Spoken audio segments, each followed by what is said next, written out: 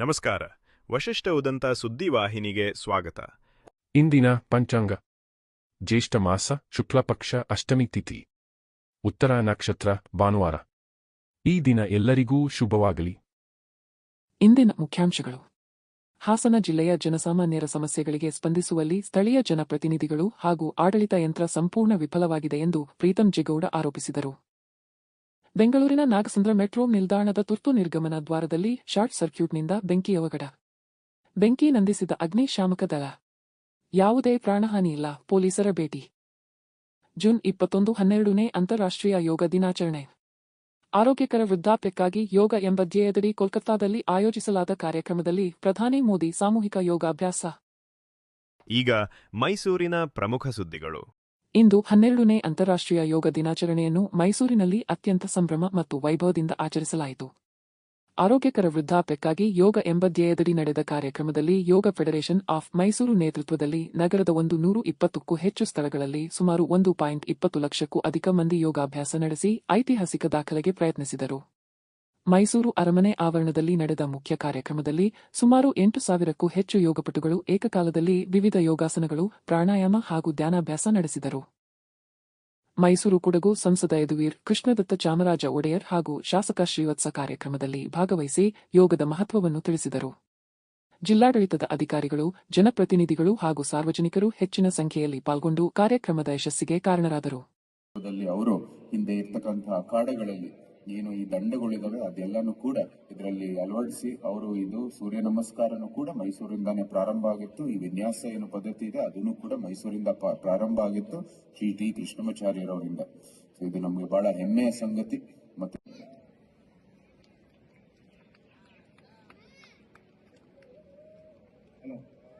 ದೇಹವನ್ನು ಜಾಗೃತಗೊಳಿಸೋಣ. ಈ ಯೋಗ ದಿನಾಚರಣೆಯು ಕೇವಲ ಒಂದು ದಿನದ ಆಚರಣೆಯಾಗದೆ ನಮ್ಮ ದೈನಂದಿನ ಜೀವನದ ಭಾಗವಾಗಲಿ. ಶಿಷ್ಯವೇತನ ಮಂಜೂರಾತಿಗೆ ಆಗ್ರಹಿಸಿ ಮೈಸೂರು ವಿಶ್ವವಿದ್ಯಾನಿಲಯದ ಶಿಷ್ಯವೇತನ ರಹಿತ ಸಂಶೋಧಕರು ನಡೆಸುತ್ತಿರುವ ಅನಿರ್ದಿಷ್ಟಾವಧಿಯ ಅಹೋರಾತ್ರಿ ಧರಣಿ 6ನೇ ದಿನಕ್ಕೆ ಕಾಲಿಟ್ಟಿದೆ. ಸಂಶೋಧಕರಿಗೆ ಸೂಕ್ತ ಶಿಷ್ಯವೇತನ ನೀಡಬೇಕು ಎಂದು ಒತ್ತಾಯಿಸಿ ಪ್ರತಿಭಟನಾಕಾರರು ಮುಖ್ಯಮಂತ್ರಿ ಹಾಗೂ ರಾಜ್ಯಪಾಲರಿಗೆ ಅಂಚೆ ಪತ್ರ ಚಳುವಳಿಯ ಮೂಲಕ ಮನವಿ ಸಲ್ಲಿಸಿದರು. ಸಂಶೋಧನಾ ಕಾರ್ಯದಲ್ಲಿ ತೊಡಗಿರುವ ವಿದ್ಯಾರ್ಥಿಗಳು ಆರ್ಥಿಕ ಸಂಕಷ್ಟ ಎದುರಿಸುತ್ತಿದ್ದು, ಸರ್ಕಾರ ಶೀಘ್ರವೇ ಸಮಸ್ಯೆಗೆ ಪರಿಹಾರ ಕಂಡುಕೊಳ್ಳಬೇಕು ಎಂದು ಆಗ್ರಹಿಸಿದರು. ಹಲವು ಸಂಶೋಧಕರು ಹಾಗೂ ವಿದ್ಯಾರ್ಥಿ ಸಂಘಟನೆಗಳ ಪ್ರತಿನಿಧಿಗಳು ಧರಣಿಗೆ ಬೆಂಬಲ ವ್ಯಕ್ತಪಡಿಸಿದರು. ಬೇಡಿಕೆ ಈಡೇರುವವರೆಗೆ ಹೋರಾಟ ಮುಂದುವರಿಸುವುದಾಗಿ ಸಂಶೋಧಕರು ಎಚ್ಚರಿಕೆ ನೀಡಿದರು.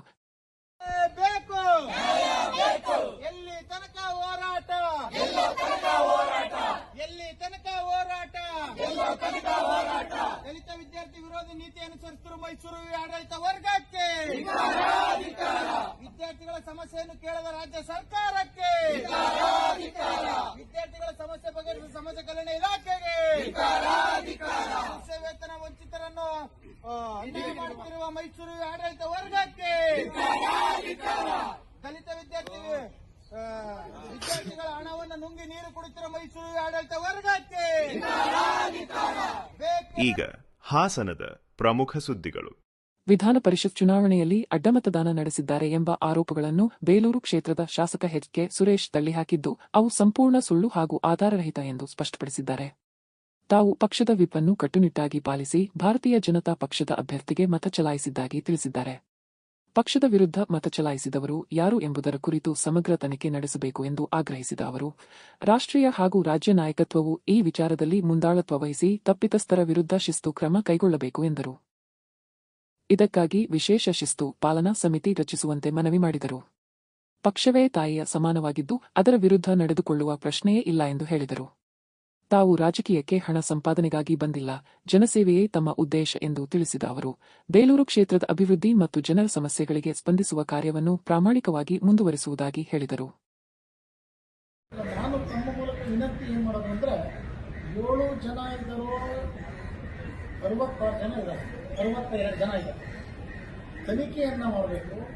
ಸ್ಪಷ್ಟತೆಯನ್ನು ರಾಷ್ಟ್ರೀಯ ಅಧ್ಯಕ್ಷರು ಮತ್ತು ನಮ್ಮ ರಾಜ್ಯಾಧ್ಯಕ್ಷರು ಇದರಲ್ಲಿ ನೇತೃತ್ವವನ್ನು ತಗೊಂಡು ಯಾರು ಪಕ್ಷದ ವಿರುದ್ಧ ಮತವನ್ನು ಹಾಕಿದ್ದಾರೆ ಅಂಥವರ ವಿರುದ್ಧ ಶಿಸ್ತು ಕ್ರಮವನ್ನು ಕೈಗೊಳ್ಳಬೇಕು. ಇದಕ್ಕೆ ಶಿಸ್ತು ಪಾಲನಾ ಸಮಿತಿಯನ್ನು ಮಾಡಬೇಕು ಅಂತಕ್ಕಂಥದ್ದನ್ನು ನಮ್ಮ ರಾಷ್ಟ್ರೀಯ ಅಧ್ಯಕ್ಷರಿಗೆ ವಿನಂತಿಯನ್ನು ಮಾಡ್ತೀನಿ, ಮನವರಿಕೆಯನ್ನು ಸಹ ಮಾಡ್ತೀನಿ. ಇದರಲ್ಲಿ ಪಕ್ಷಕ್ಕಿಂತ ದೊಡ್ಡ ಯಾವುದೂ ಇಲ್ಲ. ಪಕ್ಷನೇ ತಾಯಿ. ನಾವೆಲ್ಲ ಆ ಭಾವನೆಯಿಂದ ಬಂದಿರತಕ್ಕಂಥ, ರಾಜಕೀಯವಾಗಿ ನಾನು ಹಣ ಮಾಡಲಿಕ್ಕೆ ಬಂದವನಲ್ಲ, ಸರ್ವಿಸ್ ಮಾಡಲಿಕ್ಕೆ ಬಂದಿರತಕ್ಕಂಥ ಮನುಷ್ಯ. ಇವತ್ತು ಇಡೀ ಹಾಸನ ಜಿಲ್ಲೆಯಲ್ಲಿ ಬೇಲೂರು ವಿಧಾನಸಭಾ ಕ್ಷೇತ್ರದಲ್ಲಿ ಒಂದಲ್ಲ ಒಂದು ರೀತಿಯಲ್ಲಿ ಅಭಿವೃದ್ಧಿ ಕಾಣ್ತಾ ಇದೆ. ಜೊತೆಯಲ್ಲಿ ಜನಸಾಮಾನ್ಯರ ಜೊತೆ ಬೆಂಗಳೂರಿಗೆ ವಾರಕ್ಕೊಂದ್ಸಲ ಬಿಟ್ಟರೆ ಉಳಿದಂಥ 6 ದಿವಸಗಳ ಕಾಲ ಮೀಟಿಂಗ್ ಇದ್ದಾಗ ಬಿಟ್ಟರೆ ಜನಸಾಮಾನ್ಯರ ಜೊತೆಯಲ್ಲಿ ಏನೇನು ಆಗಿರ್ತಕ್ಕಂಥ ಸಮಸ್ಯೆಗಳನ್ನು ಆಲಿಸ್ತಕ್ಕಂಥ ಕೆಲಸವನ್ನು ಪ್ರಾಮಾಣಿಕತೆಯಿಂದ ಮಾಡ್ತಾ ಇದ್ದೀವಿ.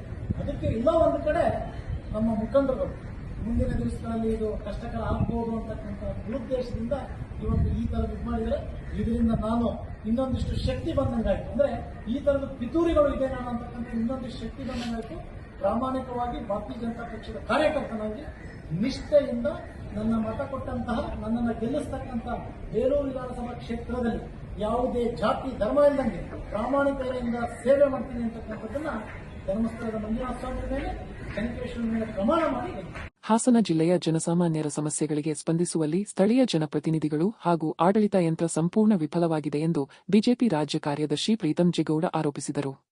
ನಗರದಲ್ಲಿ ನಡೆದ ಪತ್ರಿಕಾಗೋಷ್ಠಿಯಲ್ಲಿ ಮಾತನಾಡಿದ ಅವರು, ಮಹಾನಗರ ಪಾಲಿಕೆ ಸೇರಿದಂತೆ ವಿವಿಧ ಇಲಾಖೆಗಳ ಕಾರ್ಯವೈಖರಿಯಿಂದ ಸಾರ್ವಜನಿಕರು ಸಂಕಷ್ಟ ಅನುಭವಿಸುತ್ತಿದ್ದಾರೆ ಎಂದರು. ಜಿಲ್ಲಾ ಆಡಳಿತಕ್ಕೆ ಜಡತ್ವ ಬಿದ್ದಿದೆ ಎಂದು ಪ್ರೀತಂ ಗೌಡ ಕಿಡಿಕಾರಿದರು.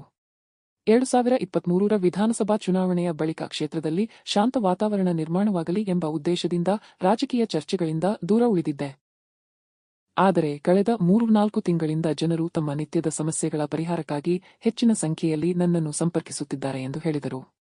ಜನರು ತಮ್ಮ ಸಮಸ್ಯೆಗಳಿಗೆ ಪರಿಹಾರ ಸಿಗುವ ವಿಶ್ವಾಸದಿಂದ ಬರುತ್ತಿರುವುದು ಆಡಳಿತದ ವೈಫಲ್ಯವನ್ನು ತೋರಿಸುತ್ತದೆ ಎಂದು ಕಿಡಿಕಾರಿದರು. ಕಳೆದ ಚುನಾವಣೆಯಲ್ಲಿ ಹೆಚ್ಚಿನ ಮತಗಳು ಬಂದಿವೆ. ಇದು ಕ್ಷೇತ್ರದ ಜನರು ಅಭಿವೃದ್ಧಿ ಕಾರ್ಯಗಳು ಮತ್ತು ಕಾರ್ಯಕರ್ತರ ಪರಿಶ್ರಮವನ್ನು ಮೆಚ್ಚಿರುವುದನ್ನು ತೋರಿಸುತ್ತದೆ ಎಂದರು. ನಾನು ಕೇಳುವಂಥದ್ದು ಅನೇಕ ಜ್ವಲಂತ ಸಾಮಾನ್ಯ ವಿಚಾರಗಳು ದೊಡ್ಡ ದೊಡ್ಡ ಅಧಿಕಾರಿಗಳ ಕೂತವ್ರಿಗೆ ಈ ಚಿಕ್ಕ ವಿಚಾರಕ್ಕೂ ನಮಗೂ ಏನಪ್ಪ ಸಂಬಂಧ ಅನ್ಸ್ಬೋದು. ಕನಿಷ್ಠ 90% ಹಾಸನ ನಗರದ ಜನರಿಗೆ ಬೇಕಾಗಿರುವಂತದ್ದು ಸಮಯಕ್ಕೆ ಸರಿಯಾದಂತ ಕುಡಿಯೋ ನೀರು ಮತ್ತೆ UGD ಸಮಸ್ಯೆ ಬಗೆಹರಿಸಿ ಗುಂಡಿ ಏನಾದ್ರೂ ಬಿದ್ದಿದ್ರೆ ಗುಂಡಿ ಮುಚ್ಚ ಅಂತ ಕೆಲಸ ಆಗ್ಬೇಕು ಅನ್ನೋ ಅಪೇಕ್ಷೆ ಇದೆ. ಅವ್ರ ಸ್ವತ್ತಿಗೆ ಈ ಸ್ವತ್ತಾಗ್ಬೋದು, ಖಾತಾ ಚೇಂಜ್ ಇರ್ಬೋದು, ಅವ್ರ ಮನೇಲಿ ಬರೋ ಅಂತ ಬರ್ತ್ ಸರ್ಟಿಫಿಕೇಟ್ ಅಥವಾ ದುರದೃಷ್ಟವಶ ಯಾರಾದ್ರೂ ತೀರ್ಕೊಂಡ್ರೆ ಡೆತ್ ಸರ್ಟಿಫಿಕೇಟ್ ಸಿಗೋಂಥದ್ದು, ಮನೆ ಕಟ್ಟಬೇಕು ಅಂತ ಹೇಳಿದ್ರೆ ಪರವಾನಗಿಯ ನಿರೀಕ್ಷೆಯಲ್ಲಿದ್ದಾರೆ. ಇದಕ್ಕೆ ಏನು ಆಡಳಿತ ವ್ಯವಸ್ಥೆಗೆ ಜಡತ್ವ ಬಿದ್ದಿದೆ, ಇದನ್ನ ಮುಂದೆ ಆದ್ರೂ ಕೂಡ ಸರಿ ಮಾಡ್ಕೋಬೇಕು ಅನ್ನುವಂಥದ್ದು ಭಾರತೀಯ ಜನತಾ ಪಾರ್ಟಿಯ ಅಪೇಕ್ಷೆ ಇದೆ. ಈಗ ಚಿಕ್ಕಮಗಳೂರಿನ ಪ್ರಮುಖ ಸುದ್ದಿಗಳು. ಚಿಕ್ಕಮಗಳೂರು ಜಿಲ್ಲಾ ಆಸ್ಪತ್ರೆಯಲ್ಲಿ ಎನ್ಆರ್ಐ ಸ್ಕ್ಯಾನಿಂಗ್ ಯಂತ್ರ ಹಾಗೂ ಅಗತ್ಯ ಸಿಬ್ಬಂದಿ ಕೊರತೆಯನ್ನು ಖಂಡಿಸಿ ಕಿಸಾನ್ ಸಂಘ ಸರ್ಕಾರದ ವಿರುದ್ಧ ಆಕ್ರೋಶ ವ್ಯಕ್ತಪಡಿಸಿದೆ. ಈ ಕುರಿತು ನಡೆದ ಪತ್ರಿಕಾಗೋಷ್ಠಿಯಲ್ಲಿ ಮಾತನಾಡಿದ ಸಂಘದ ಮುಖಂಡರು, ಚಿಕ್ಕಮಗಳೂರಿಗೆ ಸರ್ಕಾರ ಮಲತಾಯಿ ಧೋರಣೆ ಅನುಸರಿಸುತ್ತಿದೆ ಎಂದು ಆರೋಪಿಸಿದರು.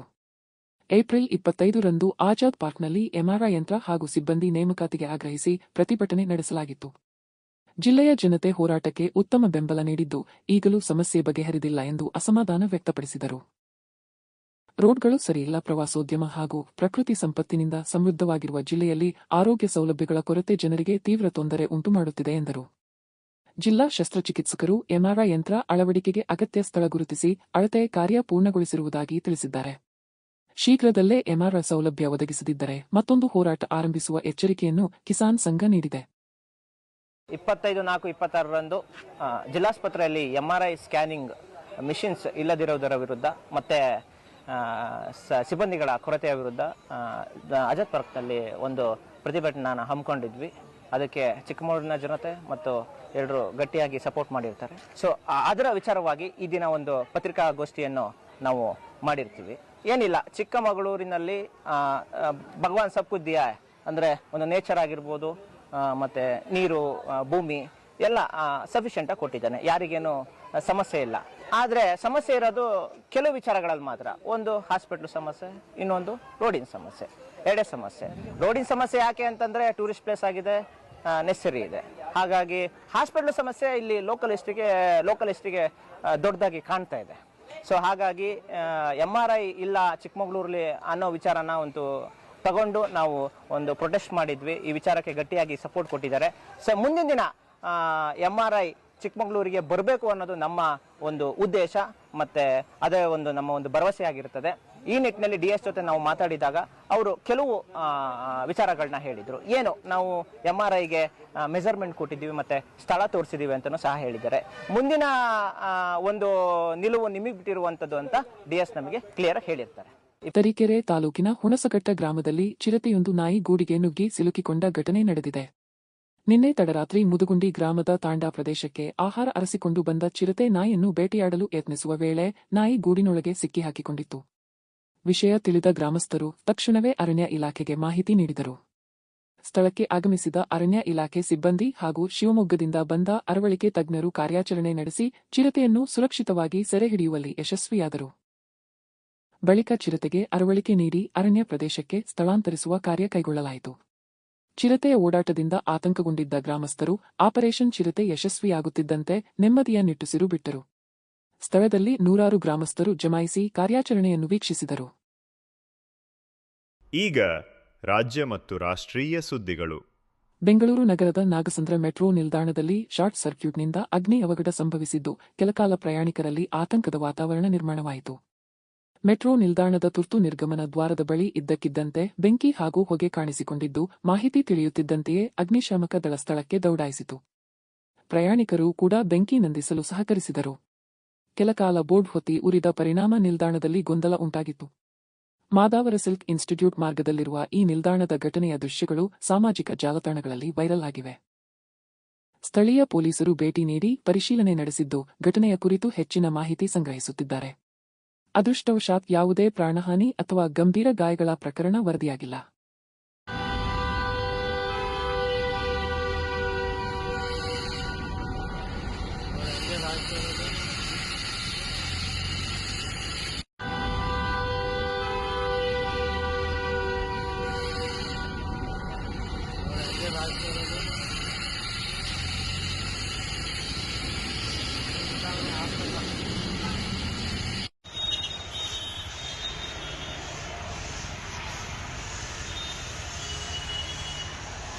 ಕೇರಳದ ಕಣ್ಣೂರಿನ ಪಯ್ಯಂಬಲಂ ಬೀಚ್ನಲ್ಲಿ ಸಮುದ್ರದ ಪ್ರಬಲ ಅಲೆಗಳಿಗೆ ಸಿಲುಕಿದ ಕರ್ನಾಟಕದ 4 ಯುವಕರ ಪೈಕಿ ನೆಲಮಂಗಲ ತಾಲೂಕಿನ ಬ್ಯಾಡರಹಳ್ಳಿ ನಿವಾಸಿ 21 ವರ್ಷದ ಸಂತೋಷ್ ಕುಮಾರ್ ಮೃತಪಟ್ಟಿರುವ ಘಟನೆ ದುಃಖ ಮೂಡಿಸಿದೆ.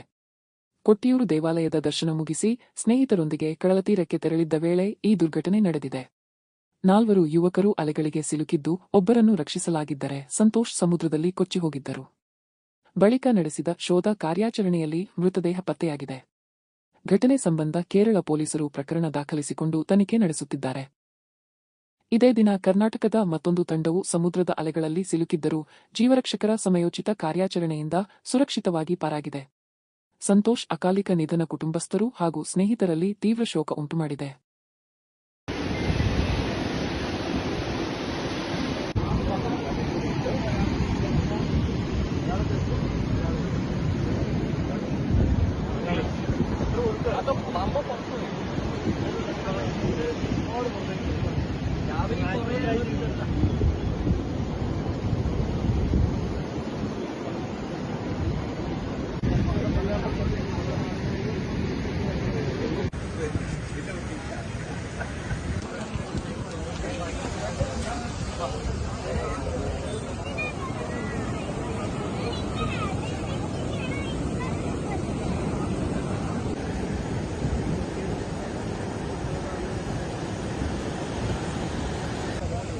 ಜೂನ್ 21ರಂದು 12ನೇ ಅಂತಾರಾಷ್ಟ್ರೀಯ ಯೋಗ ದಿನಾಚರಣೆಯ ಅಂಗವಾಗಿ ಪ್ರಧಾನಮಂತ್ರಿ ನರೇಂದ್ರ ಮೋದಿ ಅವರು ಪಶ್ಚಿಮ ಬಂಗಾಳದ ಕೋಲ್ಕತ್ತಾದ ರೆಡ್ ರೋಡ್ನಲ್ಲಿ ನಡೆದ ಭವ್ಯ ಯೋಗ ಕಾರ್ಯಕ್ರಮದಲ್ಲಿ ಭಾಗವಹಿಸಿದರು. ಆರೋಗ್ಯಕರ ವೃದ್ಧಾಪ್ಯಕ್ಕಾಗಿ ಯೋಗ ಎಂಬ ಈ ಬಾರಿಯ ಧ್ಯೇಯದಡಿ ಆಯೋಜಿಸಲಾದ ಕಾರ್ಯಕ್ರಮದಲ್ಲಿ ಸಾವಿರಾರು ಯೋಗಾಸಕ್ತರು ಪಾಲ್ಗೊಂಡು ಸಾಮೂಹಿಕ ಯೋಗಾಭ್ಯಾಸ ನಡೆಸಿದರು. ಈ ವೇಳೆ ಮಾತನಾಡಿದ ಪ್ರಧಾನಿ ಮೋದಿ, ಯೋಗವು ದೈಹಿಕ ಆರೋಗ್ಯದ ಜೊತೆಗೆ ಮಾನಸಿಕ ನೆಮ್ಮದಿ ಮತ್ತು ಸಮಗ್ರ ಜೀವನಶೈಲಿಗೆ ಅತ್ಯಂತ ಪರಿಣಾಮಕಾರಿ ಸಾಧನವಾಗಿದೆ ಎಂದು ಹೇಳಿದರು. ಕಾರ್ಯಕ್ರಮದ ವೇಳೆ ಭಾಗವಹಿಸಿದ್ದವರೊಂದಿಗೆ ಸಂವಾದ ನಡೆಸಿದ ಅವರು ಕೆಲವು ಯೋಗಾರ್ಥಿಗಳ ಯೋಗಾಸನಗಳ ಭಂಗಿಗಳನ್ನು ಸರಿಪಡಿಸಿ ಪ್ರೋತ್ಸಾಹಿಸಿದರು. ಎಲ್ಲ ವಯೋಮಾನದ ಜನರು ಯೋಗವನ್ನು ಜೀವನದ ಭಾಗವನ್ನಾಗಿಸಿಕೊಳ್ಳಬೇಕು ಎಂದು ಕರೆ ನೀಡಿದ ಪ್ರಧಾನಿ, ಆರೋಗ್ಯಕರ ಭಾರತ ನಿರ್ಮಾಣದಲ್ಲಿ ಯೋಗದ ಪಾತ್ರ ಮಹತ್ವದ್ದಾಗಿದೆ ಎಂದು ತಿಳಿಸಿದರು. दोनों हाथों को जांघों के पास लाइए, दुटो हाथ के जांघेर पासे राखून और दोनों हथेलियां जमीन की तरफ रखें. टोड़ी को जमीन से लगाकर रखें श्वास भरते हुए दोनों पैरों को ऊपर उठाइए। শ্বাস নিতে নিতে দুটো পাকে উপরে তোলার চেষ্টা করুন। प्रयास करें दोनों घुटने सीधा रखने। ಮತ್ತೊಮ್ಮೆ ಮುಖ್ಯಾಂಶಗಳು.